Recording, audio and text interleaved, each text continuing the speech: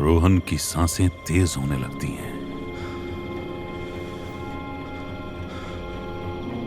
उसकी कलाई अभी भी उस ठंडे हाथ की जकड़ में है और जैसे जैसे उसकी नजर उस हाथ पर टिकती है, वो देखता है कि वो हाथ गरम राख में बदल रहा है। ये देख रोहन की सांसें फूलने लगती हैं। रोहन की चीख अंधेरे में गूंजती है और ठीक उसी पल सब रुक जाता है। हाथ की पकड़ ढीली पड़ती है, हवा ठहर जाती है, सिर्फ रोहन की अपनी सांस बहुत तेज, बहुत डरी हुई। तभी कहीं दूर से एक आवाज आती है, किसी के कदमों की।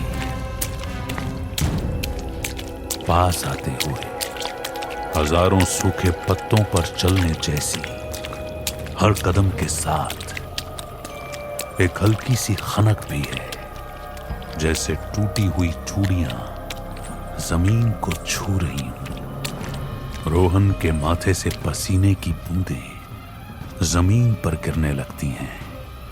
उसकी कलाई पर अभी भी उस गर्म राख के स्पर्श का एहसास है और जब वो अपनी कलाई देखता है, उस पर 5 हल्के नीले काले निशान उभरे हुए हैं, ठीक उंगलियों के आकार के। ये सपना है, बस एक सपना है। ये सब देख रोहन कांपने लगता है। फिर उसकी नजर सामने कुछ कदमों की दूरी पर धूल भरी हवा के बीच एक जानी पहचानी परछाई पर पड़ती है, जिसे देख वो चौंक जाता है।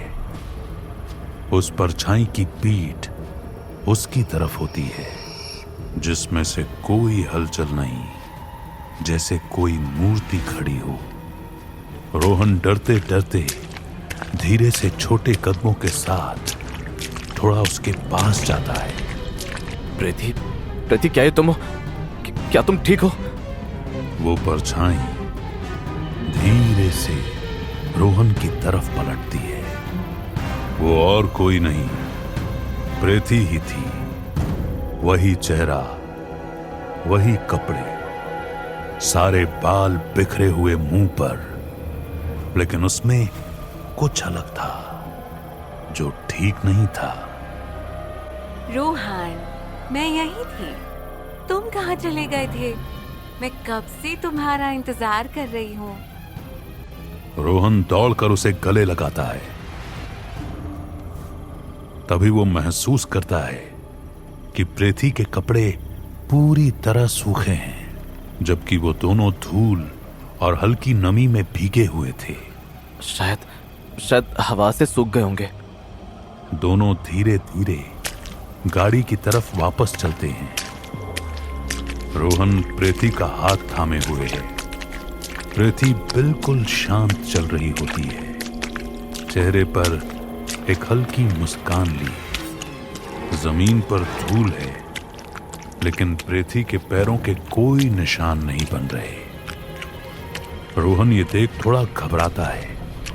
तभी कार के टूटे हुए साइड मिरर के एक टुकड़े के पास से गुजरते हुए रोहन की नजर एक पल के लिए उसमें पड़ती है और शीशे में प्रीति का चेहरा वैसा नहीं दिखता जैसा असल में उसके बगल में है। प्रीति, तुम्हारा चेहरा और तुमने पिछले काफी देर से अपनी पलकें नहीं झपकाई। तुम बहुत ज्यादा सोचते हो रोहन। उसके चेहरे की वो मुस्कान और ये शब्द सुनकर रोहन घबरा जाता है। अचानक एक राख भरी हवा का झोंका दोनों के चारों तरफ घूमने लगता है। रोहन की आंखों के सामने अंधेरा छा जाता है और एक ही पल में वो खुद को एक अलग ही समय में पाता है, जहां एक दुल्हन लाल जोड़े में इसी शमशान के पास खड़ी है, डर के मारे कांपती, रोती हुई, अपने प्रेमी का हाथ थामे। पीछे से मशाले लिए कुछ लोग आते हैं, उसके अपने सास ससुराल वाले। प्रेमी डर के मारे हाथ छुड़ाकर अंधेरे में भाग जाता है। दुल्हन अकेली रह जाती है। दुल्हन के कपड़ों में आग लगाई जाती है। दुल्हन की चीख पूरे शमशान में गूंज जाती है, जैसे शमशान ने वो चीख अपने में कैद कर ली हो। ये देख रोहन तेज चीख पड़ता है और हांफते हुए वापस आता है। जमीन पर घुटनों के बल। तुम प्रीति नहीं हो। कौन हो तुम? और मेरी प्रीति कहाँ है? उसकी मुस्कान धीरे धीरे गायब होने लगती है। उसका चेहरा वैसा ही रहता है, लेकिन उसकी नीचे से टांगी उल्टी घूमने लगती हैं, जिसे देख रोहन की आंखें फटी की फटी रह जाती हैं। तुम्हारी प्रीति कहीं नहीं गई रोहन, वो अभी भी यही है। उसकी आवाज सुनो। कहीं दूर से एक आवाज आती है।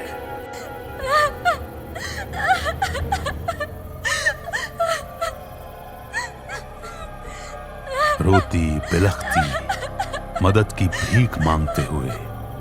और वो आवाज किसी और की नहीं बल्कि असली प्रीति की थी।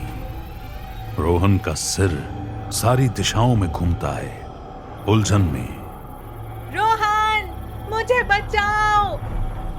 एक ही पल में पलक झपकते ही वो आकृति रोहन के सामने बिल्कुल करीब खड़ी होती है और रोहन का गला कसकर पकड़ लेती है। रोहन की सांसें घुटने लगती हैं। वो जोर से हंसने लगती है और तभी उसकी नजर रोहन के गले में पड़े एक छोटे से हनुमान जी के लॉकेट पर जाती है। ताबीज को देखते ही आकृति का चेहरा अचानक राख के रंग में बदलने लगता है, जैसे जलन का असर हो रहा हो। उसकी पकड़ ढीली पड़ती है और वो एकदम से पीछे हो जाती है, जैसे किसी शक्ति ने एक जोरदार धक्का दिया हो। उसकी आंखें नफरत और गुस्से से लाल हो जाती हैं। ये तावीज मेरा कुछ नहीं बिगाड़ सकता। मैं किसी को नहीं छोड़ूंगी। मैं वापस आऊंगी। वो पीछे अंधेरे में धूल में घुलकर गायब हो जाती है। रोहन जैसे ही उसका पीछा करते हुए उसके पीछे भागता है, तो कुछ दूर पर उसे जमीन पर असली प्रीति पड़ी मिलती है। बेहोश, सांसें बेहद धीमी लेकिन जिंदा। रोहन उसे गोद में उठाता है। प्रीति उठो, प्लीज उठो। देखो मैं रोहन। उठो प्रीति। प्रीति की आंखें धीरे धीरे खुलती हैं। वो बेहोशी की हालत में होती है। वो रोहन का चेहरा देखकर हल्के से मुस्कुराती है। रोहन, तुम आ गए। मुझे पता था तुम आओगे। ये बोलते ही वो हमेशा के लिए अपनी आंखें बंद कर देती है। रोहन की चीख रात के सन्नाटे को चीर देती है। रोहन शमशान के किनारे बैठा है, प्रीति का निर्जीव शरीर अपनी गोद में लिए। तभी वहां वो बूढ़ा आदमी आता है और जोर से हंसने लगता है। मूर्ख लड़के, तू जिसके लिए रो रहा है वो प्रीति का शरीर नहीं है, वो बस एक राख का पुतला है। असली प्रीति को तो राख दुल्हन अपने साथ शमशान के नीचे ले गई है। क्या? ऐसा नहीं हो सकता। मेरी प्रीति। रोहन जैसे ही नीचे अपनी गोद में देखता है, उसकी आंखें फटी की फटी रह जाती हैं। प्रीति का शरीर राख में बदलने लगता है। यह देख रोहन बहुत डर जाता है और प्रीति को ढूंढने वो शमशान के अंदर जाता है और वहां जाके पागलों की तरह बिना रुके अपने हाथों से शमशान की जमीन को खोदने लगता है। तभी वहां एक जलती चिता की आग अचानक भयानक रूप ले लेती है। और उसमें से राख दुल्हन अपने विकराल रूप में निकलती है।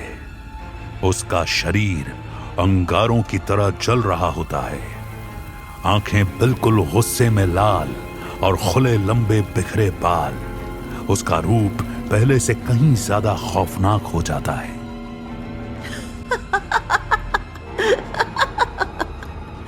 जिसे तू ढूंढ रहा है अब वो मेरी राह का हिस्सा बन चुकी है और अब तेरी बारी है। नहीं, मुझे जाने दो, मुझे मत मारो।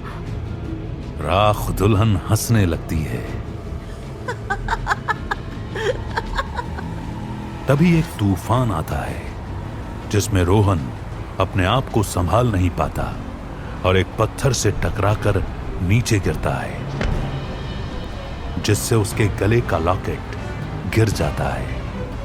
लॉकेट के गिरते ही राख दुल्हन एक झटके में रोहन के करीब आती है। यह देख रोहन डर के वहां से भागने लगता है। जैसे ही वो पास वाले जंगल में आता है, वो पीछे देखता है कि राख दुल्हन नहीं है, और जैसे ही वो राहत की सांस लेता है, वैसे ही उस पेड़ पर उल्टी लटकी हुई वो दुल्हन उसके सामने आ जाती है। तुम मुझसे बच के कहीं नहीं भाग सकता।